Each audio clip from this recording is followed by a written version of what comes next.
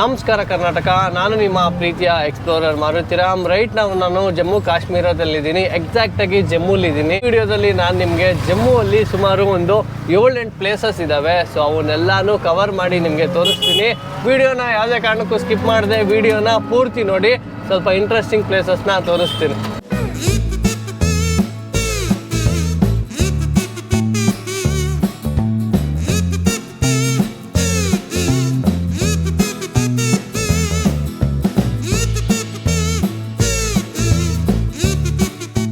Guys, right ನಾನು Tawi river bridge ಮೇಲೆ ನಡ್ಕೊಂಡು ಹೋಗ್ತಾ ಇದ್ದೀನಿ. ತಾವಿ ರಿವರ್ ಎಷ್ಟು ದೊಡ್ಡದಾಗಿ ಹರಿತಾ ಇದೆ ಅಂತ ಬನ್ನಿ.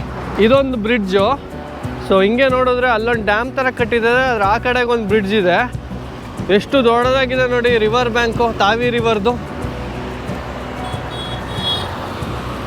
ಈ ಕಡೆಗೊಂದು ಬ್ರಿಡ್ಜು ಮತ್ತು ಆ ಕಡೆಗೊಂದು ಬ್ರಿಡ್ಜು, ಅಲ್ಲೊಂದು ಕಾಣಿಸ್ತಾ ಇದೆ, ಅಲ್ಲೊಂದು ಬ್ರಿಡ್ಜು. ಗೈಸ್, ರೈಟ್ ನಾನು ವಿಕ್ರಮ್ ಚೌಕ ಹತ್ರ ಇದ್ದೀನಿ. ಈ ಹಿಂದೆಗಡೆ ಕಾಣಿಸ್ತಾ ಇದೆಯಲ್ಲ, ಈ ಸ್ಟ್ಯಾಚ್ಯೂ ಮಹಾರಾಜ ಹರಿ ಸಿಂಗ್ ಜಿ ಅವ್ರದ್ದು. ನಾವು ಒಂದು ಬ್ರಿಡ್ಜ್ನ ದಾಟ್ಕೊಂಡು ಸ್ವಲ್ಪ ಮುಂದಕ್ಕೆ ಬಂದರೆ ಈ ಸ್ಟ್ಯಾಚ್ಯೂ ಕಾಣುತ್ತೆ. ತುಂಬ ದೊಡ್ಡದಾಗಿ ಒಂದು ಪ್ರತಿಷ್ಠಾಪನೆ ಮಾಡಿದ್ದಾರೆ. ಒಂದು ಸ್ವಲ್ಪ ಪಾರ್ಕ್ ಥರನೂ ಮಾಡಿದ್ದಾರೆ. ಮತ್ತು ಅದ್ರ ಆಪೋಸಿಟಲ್ಲಿ ಈ ಥರ ಕೂತ್ಕೊಳ್ಳೋಕ್ಕೆ ಮತ್ತು ಇಲ್ಲಿ ಆರಾಮಾಗಿ ಟೈಮ್ ಸ್ಪೆಂಡ್ ಮಾಡೋಕ್ಕೆಲ್ಲ ಜಾಗ ಎಲ್ಲ ಇದೆ. 10 ನಿಮಿಷ ಆರಾಮಾಗಿ ನೋಡ್ಕೊಂಡು ಹೋಗೋವಂಥ ಪ್ಲೇಸ್ ಇದು. ಗೈಸ್, ನೀವು ವಿಕ್ರಮ್ ಚೌಕ್ ಹತ್ರ ಏನಾದರೂ ಬಂದರೆ ಪಕ್ಕದಲ್ಲೇ ಇರುವ ಶಿವನ್ ಮಂದಿರಕ್ಕೆ ಹೋಗ್ಬೋದು ನೀವು. ಮಹಾನ್ ಶಿವ ಪಾರ್ವತಿ ಅಮರ್ ಮಂದಿರ ಅಂತ ನಾನು ಹಿಂದೆ ನೋಡ್ತಾ ಇದ್ದೀರಲ್ಲ, ಆರಾಮಾಗಿ ಈ ದೇವಸ್ಥಾನಕ್ಕೆ ಹೋಗ್ಬಿಟ್ಟು ಶಿವನ್ನ ದರ್ಶನ ಮಾಡಿಕೊಂಡು ಸೊ ಬರ್ಬೋದು. ಚೆನ್ನಾಗಿದೆ ದೇವಸ್ಥಾನ ಒಳಗಡೆ. ಸೊ ಒಳಗಡೆ ಫೋಟೋ ವಿಡಿಯೋ ಎಲ್ಲ ಅಲೋ ಇಲ್ಲ, ಅದಕ್ಕೆ ಈಚೆಯಿಂದ ತೋರಿಸ್ತಾ ಇದ್ದೀನಿ. ತುಂಬ ಚೆನ್ನಾಗಿದೆ. ಸೊ ಒಂದು ಸತಿ ಹೋಗ್ಬಿಟ್ಟು ವಿಸಿಟ್ ಮಾಡ್ಬೋದು. ಸುಮಾರು 1 ಅವರಿಂದ ಜಮ್ಮುವಲ್ಲಿ ತಿರುಗಾಡ್ತಾ ಇದ್ದೀನಿ. ನನಗಿಲ್ಲೇನು ಅಷ್ಟೊಂದೇನು ಟ್ರಾಫಿಕ್ ಅಂತಲೇ ಅನ್ನಿಸ್ತಾ ಇಲ್ಲ. ಆಲ್ಮೋಸ್ಟ್ ಒಂದು ಸ್ವಲ್ಪ ಗಾಡಿಗಳೆಲ್ಲ ನೀಟಾಗಿ ಮೂವ್ ಆಗ್ತಾ ಇದ್ದಾವೆ. ಮತ್ತು ಸ್ವಲ್ಪ ಕ್ಲೀನಾಗೇ ಇದೆ ಸಿಟಿ. ಅಲ್ಲಿ ಏನು ಕಸ ಹಾಕೋದು ಆ ಥರ ಏನು ನನಗೆ ಅನ್ನಿಸ್ತಾ ಇಲ್ಲ. ಗೈಸ್, ಇದೆ ನೋಡಿ PVR KC ಥಿಯೇಟರ್ ಅಂತೆ.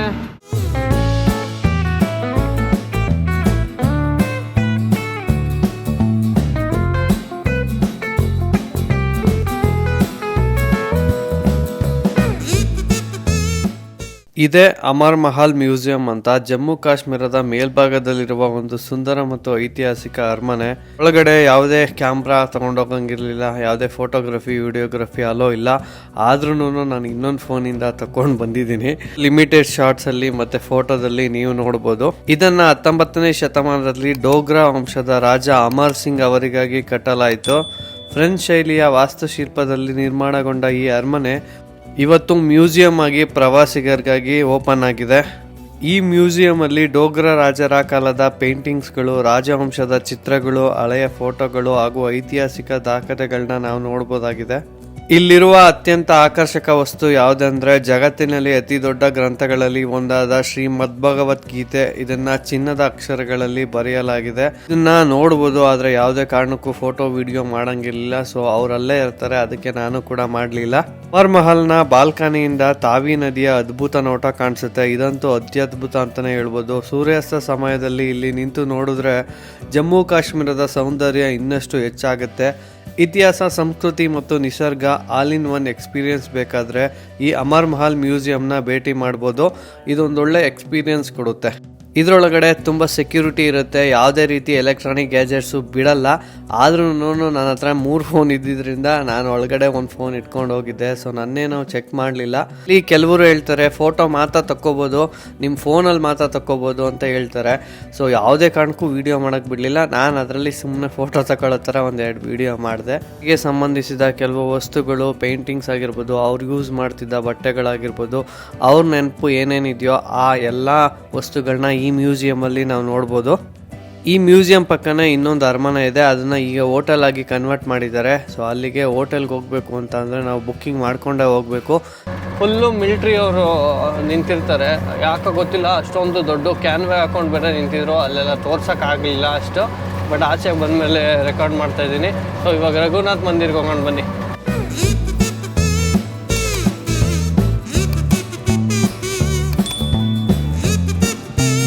ಗೈಸ್, ಇದೇ ನೋಡಿ ಜಮ್ಮುನ ಸೆಂಟ್ರಲ್ ಜೈಲು ಹೆಂಗಿದೆ ಅಂತ. ಸೊ ಫುಲ್ಲು ಸೆಕ್ಯೂರಿಟಿ ಇದೆ ನೋಡಿ. District jail Amphalla Jammu.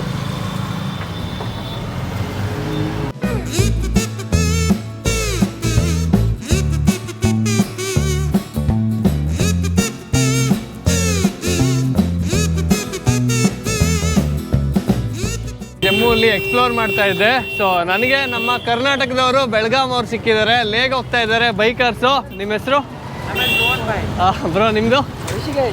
ಎಲ್ಲ ಲೇಗ್ ಹೋಗ್ತಾ ಇದ್ದೀರಾ? ಸೊ ಎಲ್ಲ ಫುಲ್ ಗ್ಯಾಂಗಾ? Okay, happy journey.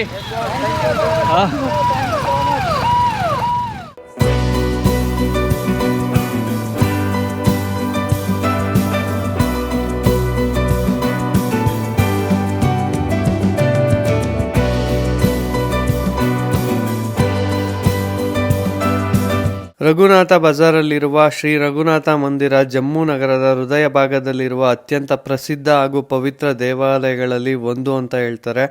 ಈ ಮಂದಿರನ ಡೋಗ್ರಾ ವಂಶದ ಮಹಾರಾಜ ಗುಲಾಬ್ ಸಿಂಗ್ ಅವರು 1835ರಲ್ಲಿ ಆರಂಭ ಮಾಡ್ತಾರೆ. ಅವರ ಪುತ್ರ ಮಹಾರಾಜ ರಣಬೀರ್ ಸಿಂಗ್ ಅವರು ಇದನ್ನ ಪೂರ್ಣಗೊಳಿಸ್ತಾರೆ. ಈ ದೇವಾಲಯವು ಭಗವಾನ್ ಶ್ರೀರಾಮನಿಗೆ ಸಮರ್ಪಿತವಾಗಿದ್ದು, ಒಳಗೆ ಪ್ರವೇಶಿಸಿದ ಕ್ಷಣದಿಂದಲೇ ಭಕ್ತಿ ಮತ್ತು ಶಾಂತಿಯ ವಾತಾವರಣ ಅನುಭವಕ್ಕೆ ಬರುತ್ತೆ. ರಘುನಾಥ ಮಂದಿರದ ಸಂಕೀರ್ಣದಲ್ಲಿ ಹಲವು ಚಿಕ್ಕ ಚಿಕ್ಕ ದೇವಾಲಯಗಳು ಕೂಡ ಇದ್ದಾವೆ. ಎಲ್ಲವೂ ರಾಮಾಯಣ ಹಾಗೂ ವೈಷ್ಣವ ಪರಂಪರೆಯ ದೇವತೆಗಳಿಗೆ ಸಮರ್ಪಿತವಾಗಿವೆ.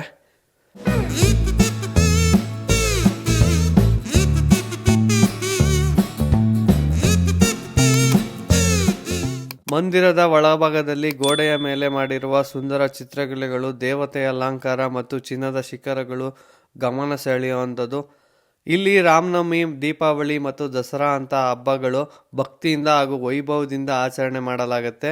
ಜಮ್ಮು ಪ್ರವಾಸಕ್ಕೆ ನೀವೇನಾದರೂ ಬಂದರೆ, ಒಳ್ಳೆ ಮನಸ್ಸಿಗೆ ಶಾಂತಿ ಮತ್ತು ಭಕ್ತಿಯ ಅನುಭವಕ್ಕೆ ಏನಾದರೂ ನಿಮಗೆ ಬೇಕು ಅನಿಸಿದ್ರೆ ಈ ರಘುನಾಥ ಮಂದಿರನ ಭೇಟಿ ಮಾಡಲೇಬೇಕು. ಒಳಗಡೆ ವಿಗ್ರಹ ತುಂಬ ಚೆನ್ನಾಗಿದೆ. ಒಳಗಡೆ ಒಂದು ರೌಂಡ್ ಹೊಡ್ಕೊಂಡು ಆರಾಮಾಗಿ ಒಳ್ಳೆ ಪೀಸ್ಫುಲ್ಲಾಗಿ ದರ್ಶನ ಮಾಡಿಕೊಂಡು ಬರ್ಬೋದು. ಅಷ್ಟೊಂದೇನು ರಶ್ಶು ಕೂಡ ಅಂತ ಅನಿಸಲ್ಲ. ಆದರೆ ಒಳಗಡೆ ಯಾವುದೇ ರೀತಿ ಫೋನು ಗೀನು ಏನೂ ಅಲೋ ಮಾಡಲ್ಲ. ಆದರೆ ನೀವು ತಗೊಂಡು ಹೋದರೆ ಹೋಗ್ಬೋದು.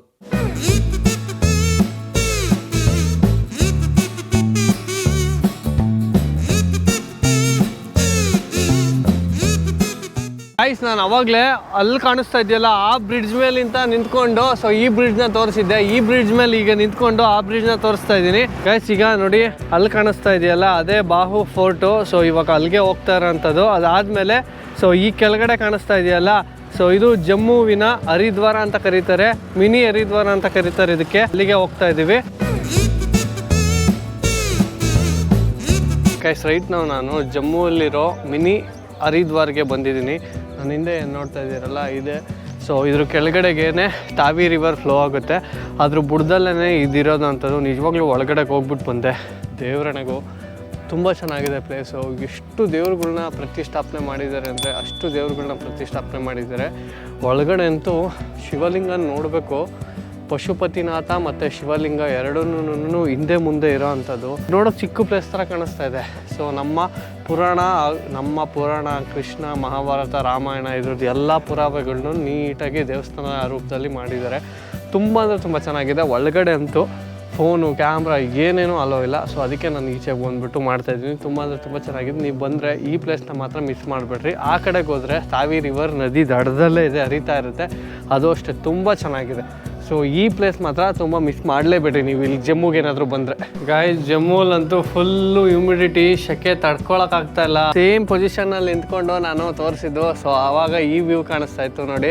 ಇವಾಗ ಆ ವ್ಯೂ ಕಾಣಿಸ್ತಾ ಇದೆ. ಅಲ್ಲಿ ಕಾಣಿಸ್ತಾ ಇದೆಯಲ್ಲ ಅದೇ ಹರಿನಿವಾಸು. ಸೊ ನೋಡಿ ಈ ಕಡೆ full bank of Tawi river. Guys, ಇಲ್ಲಿ ಜಾಸ್ತಿ ಜನಕ್ಕೆ ಇಷ್ಟ ಆಗೋವಂಥ ಒಂದು ಗಿಡ ಇದೆ, ತೋರಿಸ್ತೀನಿ. ಸೊ ಅದ್ರ ಬಗ್ಗೆ ನಾನು ಏನು ಹೇಳಲ್ಲ. ಸೊ ಅದು ಯಾವುದು ಏನು ಅಂತ ನೀವೇ ತಿಳ್ಕೊಳ್ಳಿ. ಇಲ್ಲಂತೂ ಇದು ತುಂಬ ಅಂದರೆ ತುಂಬ ಬೆಳೆದಿರುತ್ತೆ. ರೋಡ್ ಸೈಡಲ್ಲೆಲ್ಲ ಬೆಳೆದಿರುತ್ತೆ. ಸೊ ಆದರೂ ಇದು ಇಲ್ಲೀಗಲ್ಲು.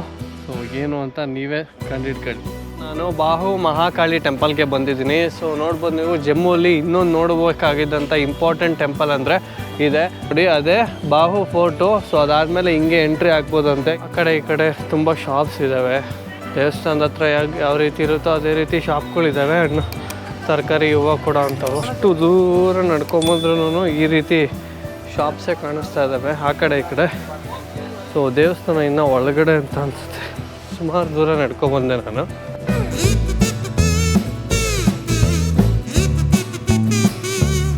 ಗೈಸ್, ಈ ದೇವಸ್ಥಾನ ಏನು ನೋಡ್ತಾ ಇದ್ದೀರಲ್ಲ, ಇದು ಬಾಹು ಫೋರ್ಟ್ ಒಳಗಡೆನೇ ಇರೋ ಅಂಥ ದೇವಸ್ಥಾನ. ನಾನು ಬಾಹು ಫೋರ್ಟ್ ಬೇರೆ ಮತ್ತು ಈ ದೇವಸ್ಥಾನ ಬೇರೆ ಬೇರೆ ಕಡೆ ಇರುತ್ತೆ ಅಂತ ಅಂದ್ಕೊಂಡೆ, ಅದು ರಾಂಗು.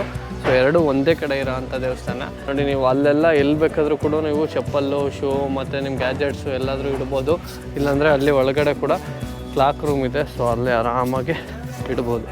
ಗೈಸ್, ನಾನು ಈಗ ದರ್ಶನ ಮಾಡಿಕೊಂಡು ಬಂದೆ. ಸೊ ಇಲ್ಲಿ ಕ್ಲಾಕ್ ರೂಮ್ ಇದೆ ಆ್ಯಕ್ಚುಲಿ ಮುಂದೆ. ಸೊ ಅಲ್ಲಿವರೆಗೂ ಅಲೋ ಮಾಡ್ತಾರೆ ಅಷ್ಟೇ ನಾವು ಇವೆಲ್ಲ ತೊಗೊಂಡೋಗೋಕ್ಕೆ. ಆದರೆ ಒಳಗಡೆಗೆ ಯಾವುದೇ ರೀತಿ ಏನೂ ಅಲೋ ಮಾಡಲ್ಲ, ಎಲ್ಲನೂ ಇಲ್ಲೇ ಇಟ್ಬಿಟ್ಟು ಹೋಗಬೇಕು. ಆ ಕಡೆಗೆ ಎಂಟ್ರಿ, ಹಂಗೋಗಿ ಸೊ ಹಂಗೋಗ್ಬೇಕು. ಫೋರ್ಟು ಎಡ್ಜು ಇದು ಈ ಕಡೆಗೆ ಬರೋ ನೋಡಿ, ನಿಮಗೆ ಕಾಣಿಸ್ತಾ ಇರ್ಬೋದು ಫೋರ್ಟ್ದು. ಸೊ ಇಲ್ಲಿಂದ ಸ್ಟಾರ್ಟ್ ಆಗುತ್ತೆ, ಇದೇ ರೀತಿ ಕಂಟಿನ್ಯೂ ಆಗಿ ಸೊ ಅಲ್ಲಿಗೆ ಎಂಡ್ ಆಗುತ್ತೆ. ಇದ್ರ ಕೆಳಗಡೆಗೆ ಇನ್ನೊಂದು ಪಾರ್ಕ್ ಬರುತ್ತೆ. ಸೊ ಇದ್ರ ಹಿಂಭಾಗಕ್ಕೆ ಇರೋ ಅಂಥದ್ದು ದೇವಸ್ಥಾನ.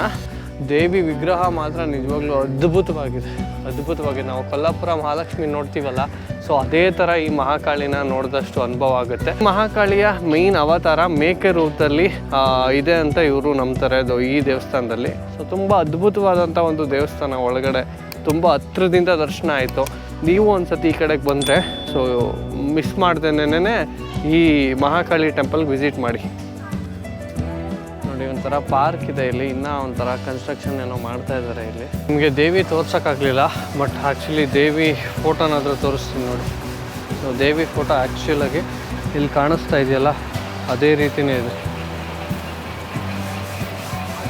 ಈ ರೀತಿನೇ ಎಕ್ಸಾಕ್ಟಾಗಿ ಮೂರ್ತಿ ಇರೋ ಅಂಥದ್ದು. ಇಲ್ಲೊಂದು ಫೋಟೋ ಇದೆ. ಗಾಯ್ಸ್ ನೋಡಿ, ನಾನು ಹಿಂದೆ ಕಾಣಿಸ್ತಾ ಇದೆಯಲ್ಲ ಆ ದೇವಸ್ಥಾನ, ಹಂಗಿಂದ ಮುಗಿಸ್ಕೊಂಡು ಹಿಂಗೆ ಬಂದರೆ ಬಾಹು ಅಂತ ಒಂದು ಇದಿದೆ. ಇದು ಒಂಥರ ಪಾರ್ಕ್ ಥರ, ಅಂದರೆ ಫುಲ್ಲು ಗಾರ್ಡನ್ ಥರ, ತುಂಬ ಚೆನ್ನಾಗಿದೆ. ನಾನು ಆನ್ಲೈನಲ್ಲಿ ನೋಡಿದಾಗ ಸೊ ಒಳಗಡೆ ಹೋಗಿ ನಿಮ್ಗೆ ತೋರಿಸ್ತೀನಿ ಬನ್ನಿ ಹೆಂಗಿದೆ, ಏನು ಎಷ್ಟು ಟಿಕೆಟು ಅಂತ ಹೇಳಿ.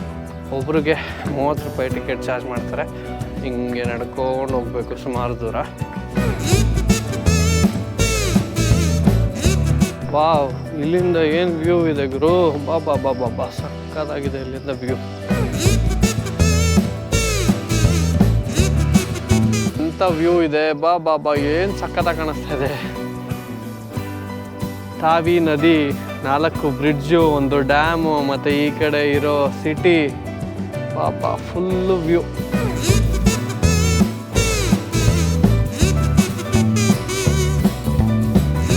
ಇಲ್ಲೊಂದು ವ್ಯೂ ಪಾಯಿಂಟ್ ಇದೆ, ನೋಡೋಣ ಬನ್ನಿ ಹೆಂಗಿದೆ ಅಂತ. ಇಲ್ಲಿಂದ ಸಕ್ಕತ್ತಾಗಿದೆ. ಬೆಟ್ಟದ ಮೇಲ್ಗಡೆ ಇರೋ ಅಂಥದ್ದು ಇದು, ತುಂಬ ಚೆನ್ನಾಗಿದೆ ಕೆಳಗಡೆ ವ್ಯೂ ನೋಡೋಕ್ಕೆ. ಸಂಜೆ ಬಂದ್ರಂತೂ ಇನ್ನೂ ಸಕ್ಕತ್ತಾಗಿರುತ್ತೆ ಅನಿಸುತ್ತೆ, ತಣ್ಣಗೆ.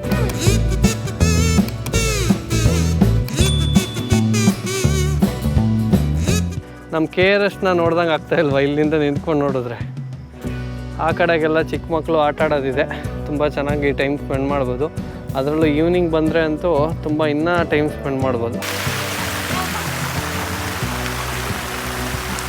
ಸ್ವಲ್ಪ ವಿಶಾಲವಾಗಿ ಈ ರೀತಿ ಇನ್ನೊಂದು ಕೆಳಗಡೆ ಕೂತ್ಕೊಳ್ಳೋಕ್ಕೆಲ್ಲ ಮಾಡಿದ್ದಾರೆ. ತುಂಬ ಚೆನ್ನಾಗಿದೆ ಪಾರ್ಕ್, ಮಾತ್ರ ಕ್ಲಾಸ್ ಆಗಿದೆ. ಸೊ ಫ್ಯಾಮಿಲಿಗೆ ಮಾತ್ರ ಮಾಡಿಸಿದ್ದು.